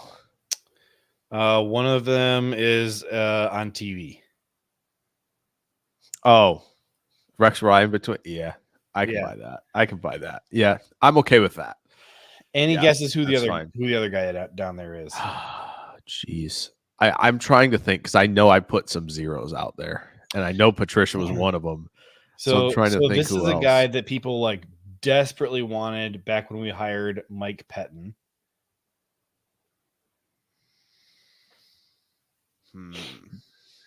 I think that his reputation has taken a hit a number of different times, but I think that this is largely impacted because he had some guys on his defense that were viewed as like mega studs, and then he still had one of the worst defenses in the year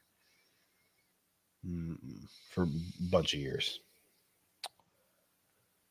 Oh man, he had like the world's most elite defensive line on paper ever. Is this a Schwartz tweet right here? Jack Del Rio. Schwartz. Oh, I was surprised. He's at a 1.5 out of 10. I thought he'd be higher. Del Rio, you thought he'd be higher? I thought he'd be higher on people's maybe list. It's just people are just kind of throwing him to 0 just because they're like not that interested, and they're just kind of like Jack Del Rio still doing stuff, which he obviously he has been. I'm Jack just Del wondering Rio's if there's a fatigue. 48th on this list, and Steven Belichick is 40th. Okay, what are we doing? There it is. That's another one I put a 0 on was Steve Belichick for sure. That is you want to get mad about Joe Barry being hired again. Don't even get me started here. This is a joke. Who would you gun to your head if you had to have this is Steven Belichick coordinating your defense or Brian Ferentz coordinating your offense? Oh my gosh. Okay.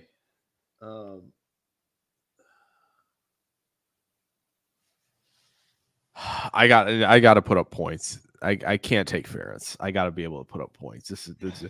That would be a disgrace. Right.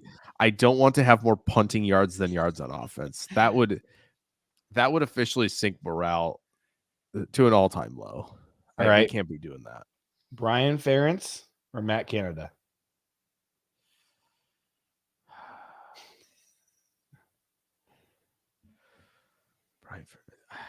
Well, this is an office. They're the same picture, right? Like this is the same thing. The Steelers are Iowa. Do not get it. They're the same. Oh yeah. Terrible offense. They have no clue what they're doing. Oh look, defense. Please save me. Please save me. Pittsburgh is when they don't Iowa save you, without the nepotism. Yeah, 100%. That is what it is. And now Arthur Smith's going there.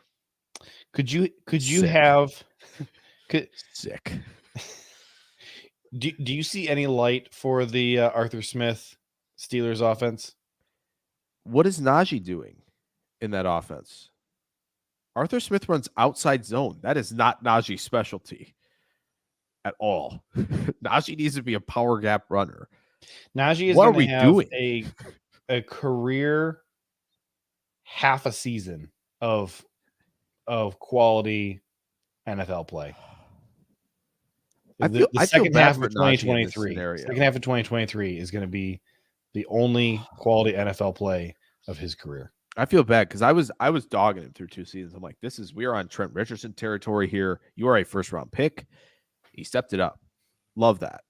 And now we are sending him to a fit. He can't do this. This is not his game. So unless Arthur Smith is going to Tyler Algier, Jalen Warren, basically to use a player as a verb, like if that's what we're doing, okay, cool. Like if Warren's your bell cow because you can run more, that's fine. Warren is a better running back than Najee is. For zone, absolutely. For gap, I think he's obviously a more explosive player, but like it's just. But this is what we thought. There were a lot who thought Tony Pollard could handle and I'm wondering if we're Tony Pollarding Jalen Warren a little bit, where it's like, oh yeah, let's give him 20, 25 a game, and then he's like kind of all or nothing, and it's like, ooh, this was. But I do agree, like the Jalen Warren offers you a little bit more. Well, especially this if Arthur Smith's going to take over. But like, wouldn't Alexander Madison be a better fit for this than Tony Pollard though? Because like Pollard still got things done. He did, but I would say he underperformed. There was a lot of negative runs for him this past year. So I don't know. Help me. I know we've gotten off track. That's what we do on Derailed. We're derailing ourselves. I'm about to derail us even better. Okay, sure. Help me complete the worst NFL, well, just the worst football coaching staff of all time. Because Patricia's got to be head coach, I think. I was going to have Adam Gase as head coach. Well, I was going to have Adam Gase as OC. I was going to have Brian Ferentz as OC. Has Ferentz? Do we count Ferentz because he's? Well, that's why in the NFL. That's why I corrected myself and said football. That's a good. But point. Ferentz has NFL experience. Oh well, with the Patriots. Oh, what a perfect spot for him. The place where you can prop people up. They won't know how bad you are. Joe Judge, Patricia, potentially Steve Belichick, maybe even Gerard. I hope Gerard Mayo does good. I'm rooting for him to do well. But like, I was gonna have Bill O'Brien. Bill O'Brien's gonna be the GM. He'll be the GM. That's bad. That's Mo bad. Drayton is your special teams coordinator. Has to be. Sure. Okay, so who's your defensive coordinator? This is the vacancy. Who's my defensive coordinator?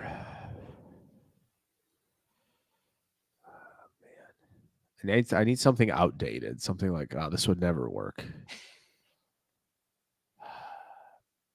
Who just really stinks?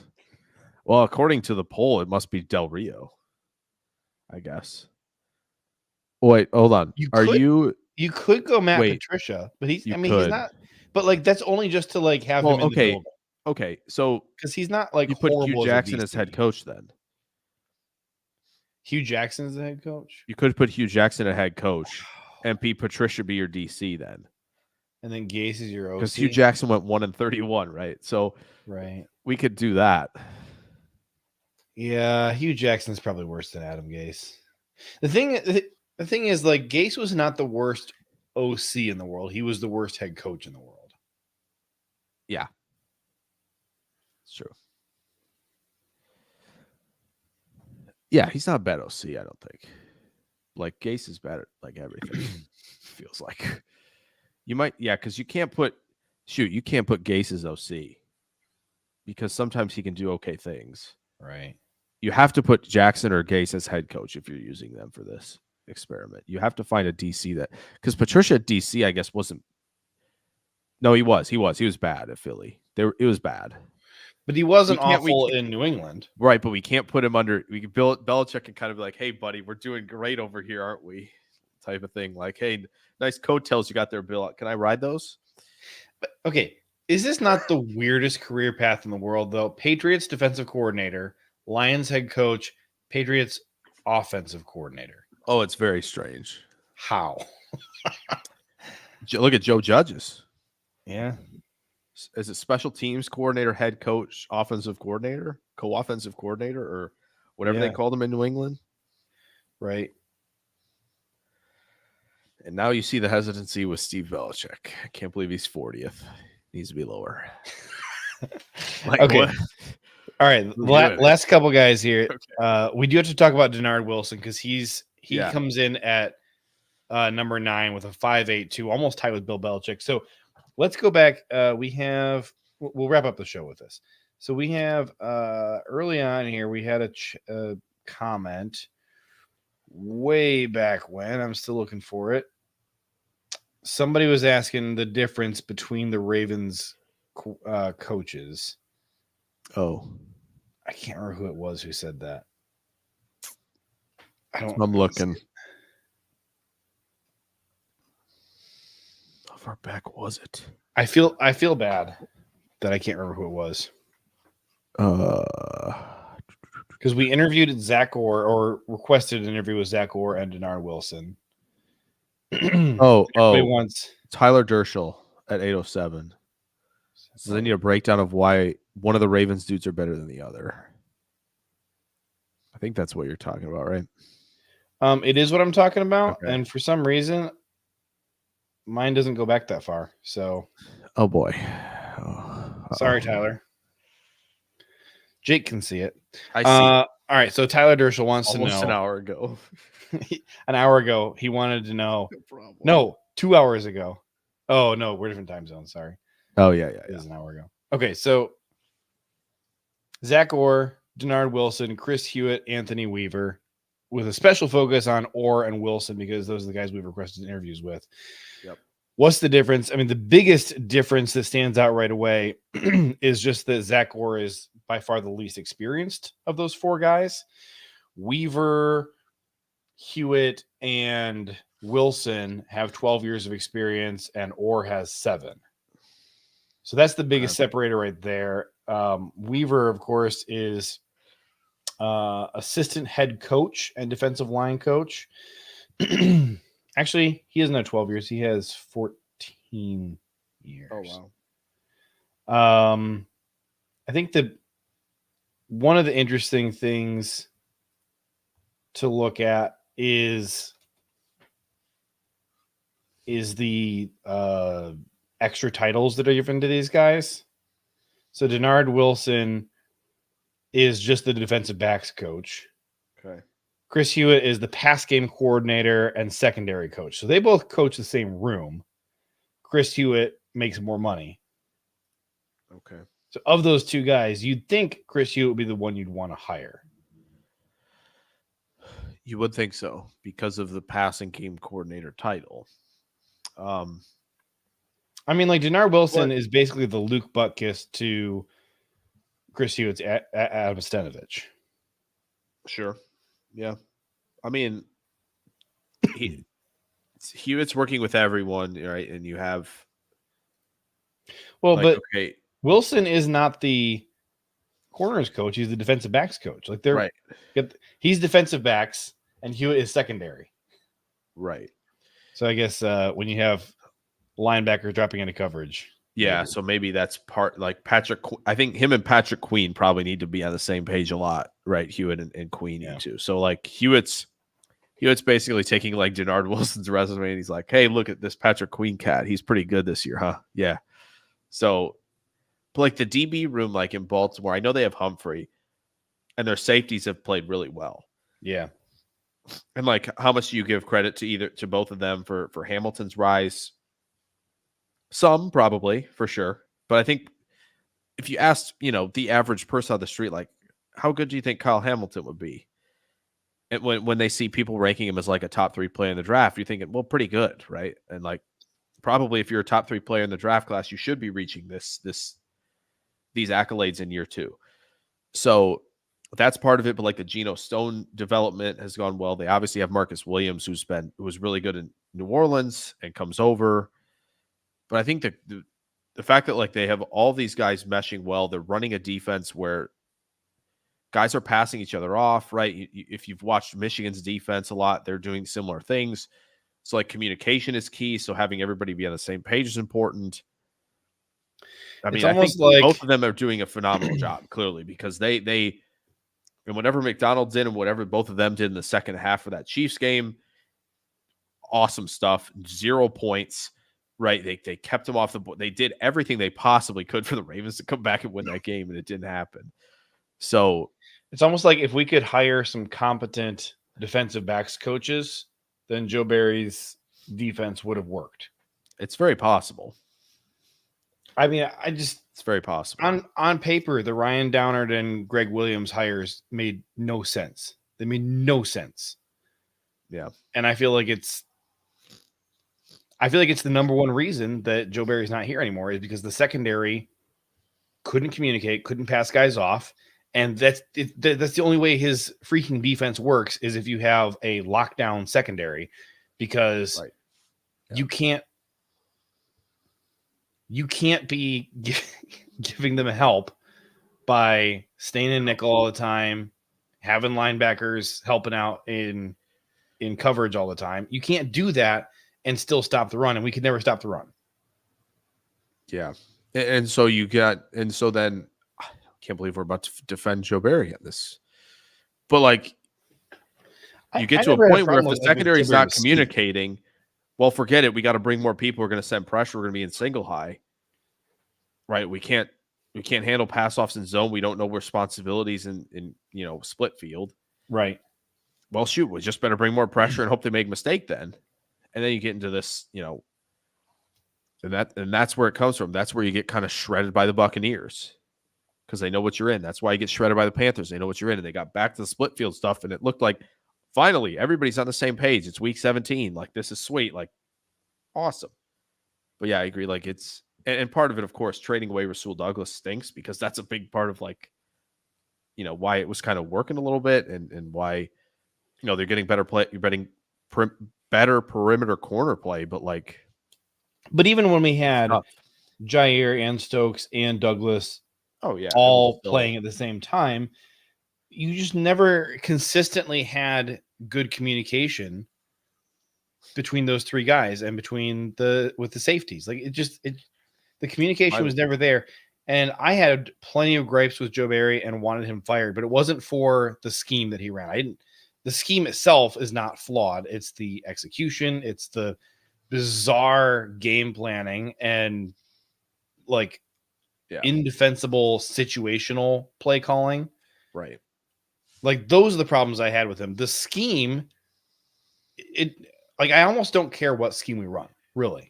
Because the scheme itself is not flawed. It's that you don't have apparently competent defensive backs coaches, or suddenly all five of your starting defensive backs became idiots overnight. It's one or the other. It's either they all became idiots, or when you hired these new coaches, they were the problem. It's one or the other. Administrative stuff. Yeah. It's like we talked about already. It's part of being a defensive coordinator. You have to manage all this stuff, and you have to have the right guys that you can say, okay, this is what we need to work on this week. This is stuff. And if he's telling them what they need to work on and they're not getting it done,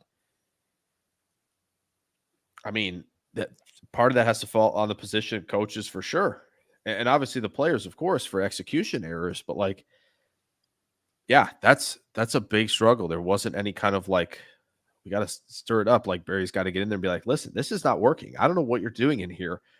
Something's got to change. Something's got to change with how you're coaching these guys. You got to change something up with how they're communicating. And then also on the flip side, it also feels like, maybe the Packers need to prioritize safety a little bit more. Safeties who can communicate a lot better, and get people in the right position. As much as the linebackers, let's pick up some more street free agents, and they have to okay, the safeties have to see a lot of the field. They see a lot of what's going on. To have somebody back there as a field general who can help corners out, be like, all right, hey, this guy's coming this way here. You got to take this and have that type of player. That's a big part of it too. And JJ, I know we've talked about it. We've been sitting here last three drafts going, hey, how about a safety? Right. Huh? Goody's like, no, I'm good. Which year was Kirby Joseph and Lewis Seen? Was that 21 or 22? It was 22. Okay. That was the year you and I were losing our freaking minds. Yes. Not just us, everybody was. Yeah. losing our freaking minds. It's the greatest safety class we've seen in half a decade. And we know Adrian Amos is here for like maybe one more year. Yeah, just it felt like it was like, oh, we were sitting here talking about. I remember it. A lot of us were on the network. It's like, oh, Goody's a proactive guy. He likes to go out and get that third guy, ahead of time. It's like, okay, who's it going to be? Is it going to be Dax Hill? I think Is it going to be Brisker? Like, oh, I'm very excited. And then it's just like, we've no, been basing that assumption off of the Rashawn Gary pick and the AJ Dillon pick.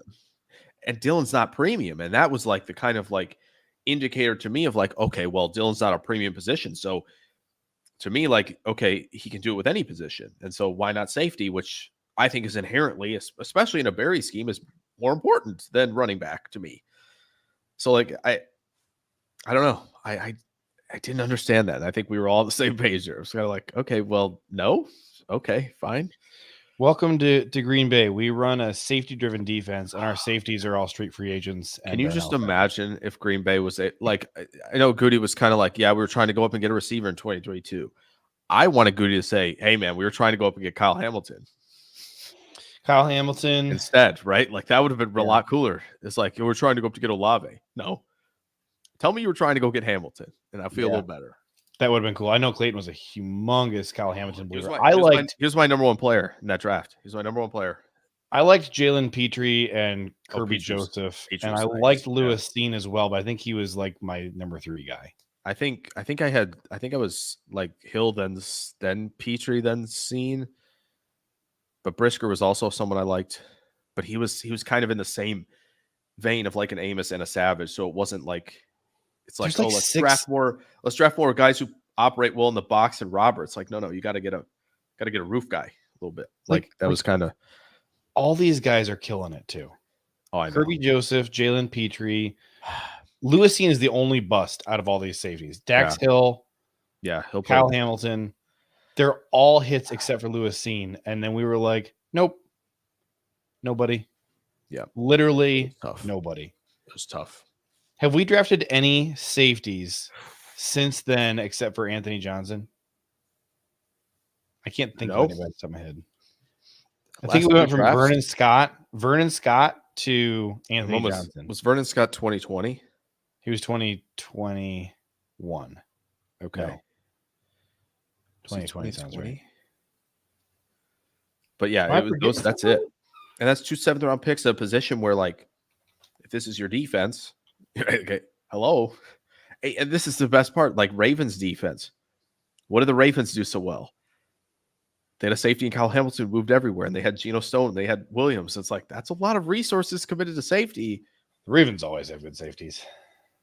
Maybe it's time to kind of do that, perhaps. Okay, so technically we sort of took a guy in Tariq Carpenter, but like that the day we drafted him, I think LaFleur was like, yeah, we kind of see him more as a linebacker. Yeah. Immediate. Nope. Yeah, it does not count. So does not count. Who did I say? Oh, crap. Who's the 2020 guy? We just Vernon Scott. Yeah. Vernon Scott. So Vernon Scott in 2020. It's inexcusable, man. And Anthony Johnson Jr. in 2023, both of them 7th-round picks. Like that, those are the only safeties we were drafted since Darnell Savage. And the best part about Anthony Johnson is he played boundary corner and slot corner a ton. He was like a full-time safety. And it's like, oh, nice. We're not even drafting a safety. It's like a corner, basically. It's cool. Cool beans. Oh, man. If you can't tell, if the chat can't tell, JJ and I are going to be pining for a safety in this draft. It's not even going to happen. JJ and I are going to be here doing Derailed with Ryan after the draft, being like, man, I'm so grumpy. They didn't take a single one. What do they think this is? We're going to go get another, 49ers former 5th-round safety. Bro. That's what we're going to do. It's like, hey, let's retread to Sean Gibson, who's been on like 4 teams. Let's do that. Please do not speak that into existence. I'm sorry, but what do we have to assume that's what they're doing at this point. Adrian Amos is a free agent. You coming back? No. Micah Hyde's a free agent. 1-year deal. And I don't think that are they going to call it? If they side Hyde and they're like, yeah, we're going to call it good. We're good. It's like, goodness sakes. No, they'll draft a guy. They will. I hope They'll draft a guy. JJ, I know. We know they're going. We think so. And then day 3 is going to roll around, and we're going to be sitting here on a Saturday, the 27th of April, going, I don't know what to say anymore. They haven't drafted one yet, and it's not a deep class.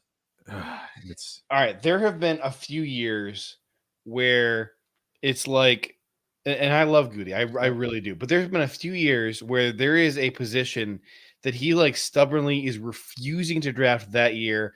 And it feels like it literally is only because he wants to like give a middle finger to the draft community. So like, what was the year where they drafted 0 wide receivers and everybody was like furious? Which year was that? it's probably 20. 2020. 2020. right? Yeah. So 0 wide You receivers. drafted a running back at 240 and a fullback in DeGuara and no receivers. What are you doing?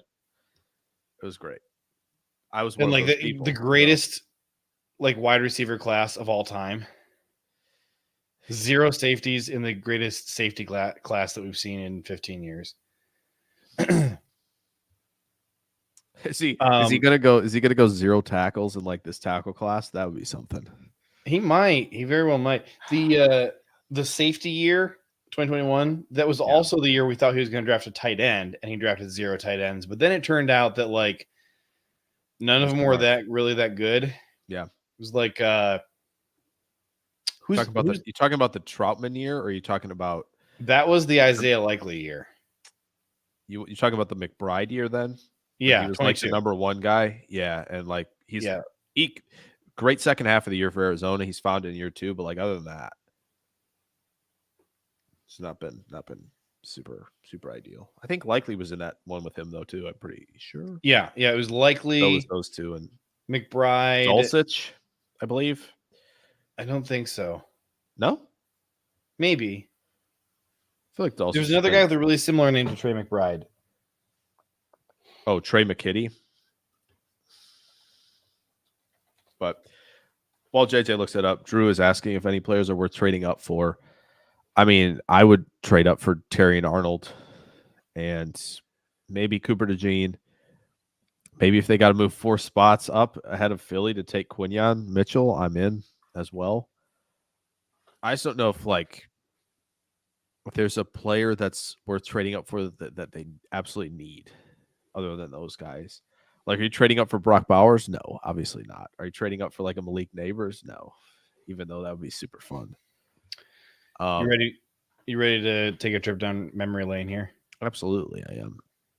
This is bringing back so many memories here. So Trey McBride, Greg Dulcich, Jeremy Ruckert, Cade Otten, Jelani Woods. Remember that one? Oh, yes. What many called Angry Moose.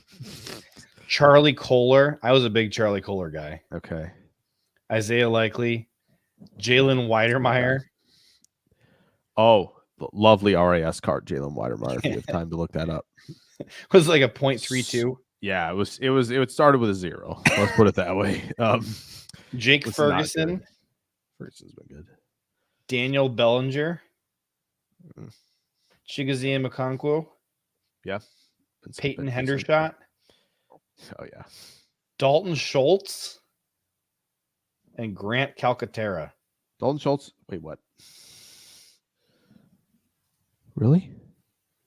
Dalton Schultz? No. I don't know why he just that popped up here. Right? Freaking Google. He was 2018. I was going to say. It didn't sound right when I said contract. Yeah, when you said that, I'm like, freaking Cowboys. I know the Cowboys drafted or either picked up Hendershot. I'm like, they didn't draft 3 tight ends. Google wanted me to look like an idiot. I was doing the Ron Burgundy, just reading the teleprompter. Yep, happens. Drew says sometimes I think when you have a really good deep class, it actually makes all the players look less good than they actually are. I'm trying to process what he's saying. I'm looking to see who the lowest, because I don't think 2023 tight end class has been as advertised to this point. The 2023 tight end class? Yeah. It has been as advertised? Yes. I think so. Yes. It's been good. I mean, the only guy who hasn't lived up to expectations is Mike Mayer. Yeah. but he was tight end 4, so Yeah. it's fine. And he had that one cool game against the Packers. He did. Yes. All right. We should wrap it up and get out of here. Yeah, probably. Well, Jake, thanks for doing this with me. Yeah. To the people who are left, the viewers who are left in the chat, thank you so much. Thank you to Boz and Tyler Derschel for helping us keep the lights on. Really appreciate you. Any final words from you, Jake? 2 more days Senior Bowl coverage.